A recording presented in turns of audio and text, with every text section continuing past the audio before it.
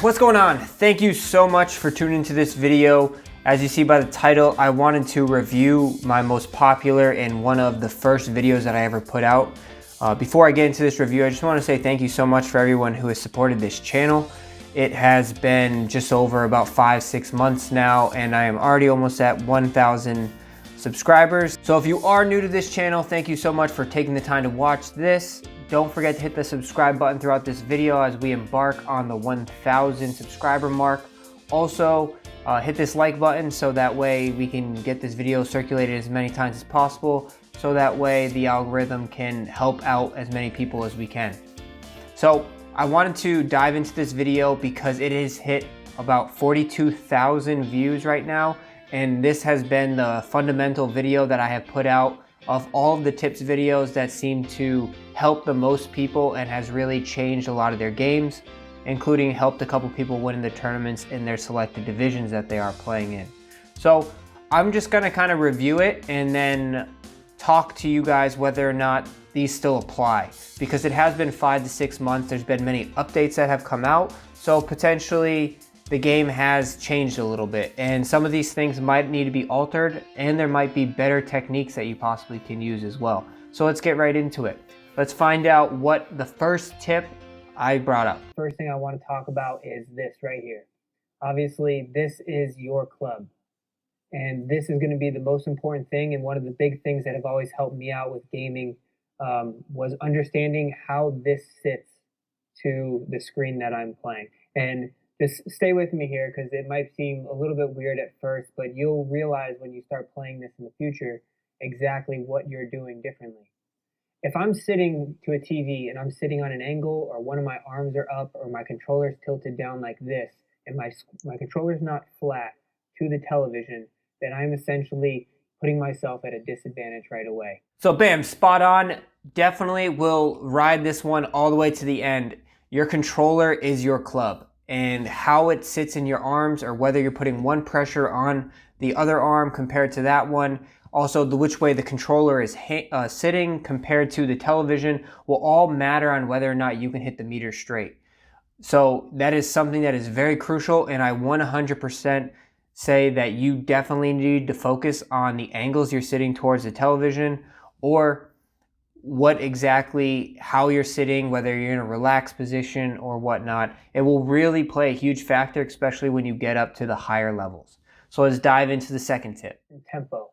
And the consistent tempo between slow and fast is how you transition from down back to up. It doesn't matter how fast you pull the club back.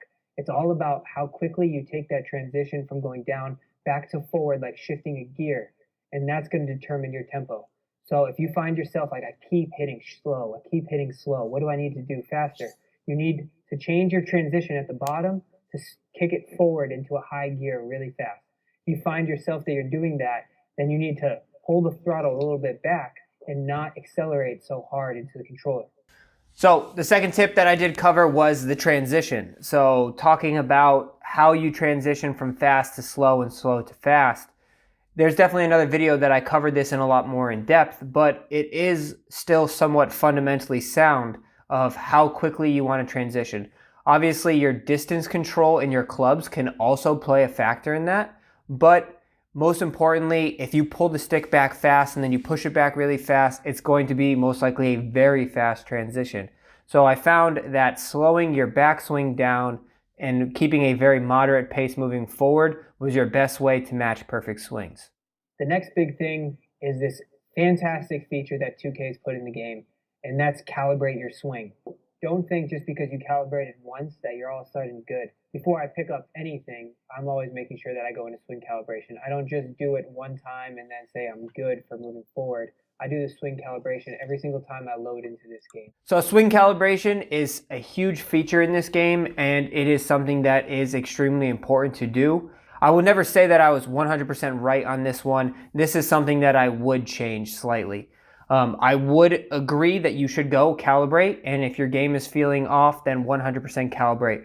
The one thing that I would say to change when it comes to the calibration would be to stick with the calibration once you find it to be perfect. Now, being in a position where you can recalibrate every single day would be perfect, but We don't have that with the server capabilities. When you play the practice mode compared to the online mode, compared to your society events, compared to even just a local match, all of those latencies seem to be different. So the swing calibration can really hinder those based off of which version you're playing.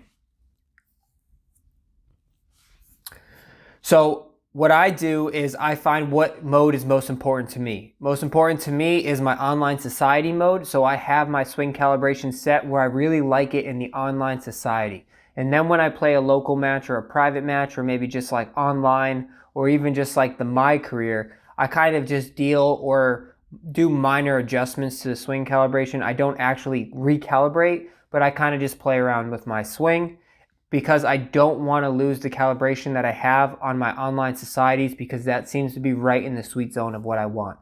So I will say calibrate, but once you've found that sweet calibration for your tempo, stick with it and ride it out.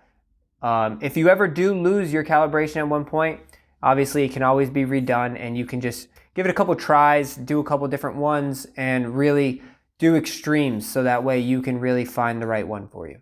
Let's pop into the next one. One of the biggest parts of golf is being able to play a one-way miss, canceling out entire halves of golf courses and playing the shot shape that you have envisioned in your mind, and then knowing that if you do miss, you're going to miss to that one spot, applies tremendously to this game. So the one big thing that you want to think about is, am I more tendency towards hitting it too fast, or am I more tendency to hitting it too slow?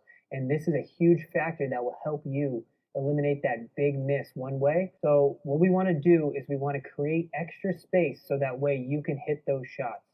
And now by changing your trajectory, by adding in a fade or a draw shot shape, you are going to reduce your white bar by a smidge, but it won't be enough because we are not going drastic. I'm not looking to play something way out to the right or way out to the left. I'm just coming a little bit off center. So as a fast swinger, I have one or two options. You can try both of these methods, but playing the shot shape is obviously going to be the most important. So right now, I want to create extra space for the ball to start out to the right because I know it's going to work back to the left. Shot shaping can be quite difficult depending on which clubs you are playing in this game, but if you have clubs that have a significant attribute towards your shot shaping, then this is something that can be very beneficial to you. If you've seen any of my recent streams, you will notice that I always, especially on my driver, I always put in a slight draw bias towards it. So I hit a trajectory with a little slight draw, and that seems to always start my ball a little bit to the right and leave the availability open in case I do hit that fast, where it's still going to be somewhat down the center of the fairway. Now, I like to do it depending on where the pin locations are as well, but that can get a little bit more advanced. But I highly encourage playing a little bit of shot shape, especially draw shot shape. If you are playing a fade shot shape, it is very hard to hit a fade shot shape and a fast swing. That usually tends to be just a straight pull. But if you are playing in a windy condition, shot shaping trajectories can be extremely beneficial to getting the ball to stop quickly and attacking flags better. So let's talk about someone who swings slow. Say 95% of the time, you're a slow swinger. You are a slow swinger, you're going to be hitting that slappy fade out to the right that's going to be weak, and it's just going to fall short. Fast shot will definitely get up there, and it's going to turn over to the left, and it's still going to be playable. It might be too long at times, but it's still going to be the correct distance that I want it to go. If you're hitting slow at any time, it's going to be that wipey fade shot that you really don't want. It's going to go about 30 yards shorter if you're hitting the driver than what you want, and it's going to be way out to the right, and you're going to be uncontrolled. It definitely happens, and it's sometimes unavoidable, but if you can do anything, work to become a fast player. A fast player has the ability to keep that ball in the air, to get it to turn over, to at least hit the distances that they need to be hitting, rather than losing balls way out to the right that they can't control. Next tip is playing for a fast swing. This is something that has taken a lot of heat throughout the entire community because pretty much the top players, they play for fast swings because it is guaranteed results that the ball is going to go left, and you can calculate those results. When you're trying to find the perfect swing, sometimes you hit slow, sometimes you hit fast. You are not going to hit the numbers on a consistent basis. But me personally, I still say play a little bit towards the fast. Obviously, I try to aim for a perfect swing because I don't want to hit those extra fast numbers because they can be inconsistent at times. but I would rather my mishits being fast than being slow. And that is something that I try to strive for. If I'm either going to be a perfect or I'm going to be slightly fast, and that seems to be the window that I try to play towards, and I encourage many people to try to play towards as well. Let's go into the next one. I want to throw a quick tip in here about putting. I was hitting every single putt by the hole, and these greens roll, and it's fantastic that they roll, but that's not very good for 2 putts, 3 putts, 4 putts in the end. So the biggest thing is the power. You do not get penalized for being too fast or too slow like we recently talked about in your iron swings and your driver swing. So take advantage of that. The best thing that you can do is to go as slow as possible with that putting meter to make sure that you're getting into that white bar consistently and then accelerating through. Essentially in real golf. In real golf, you want that short to long putting stroke so that way you're accelerating through the ball and you're not hitting that pop stroke at it. So take it slow back, accelerate through. I also found, if you're like me in the beginning, you're hitting every putt way past the hole, highly recommend trying to get to that front edge of that white spot. So the putting, they kind of make it somewhat feasible for everyone.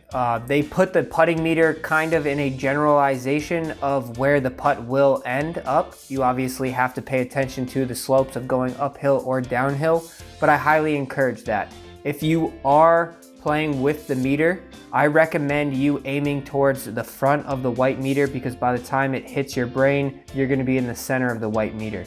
That seems to be a very good spot where you'll come up just short, and if you, in worst case scenario, you drop it right in the hole. If you are playing without the meter, in another video you can look into more detail as well. I covered that you should move it at minimum 2 feet short of the recommended distance, and that is something to account for you trying to find the sweet zone. Putting wise, you definitely want to focus a little bit on your transition. Your transition moving forward, I have found it to be more beneficial if you push a little bit faster than slower.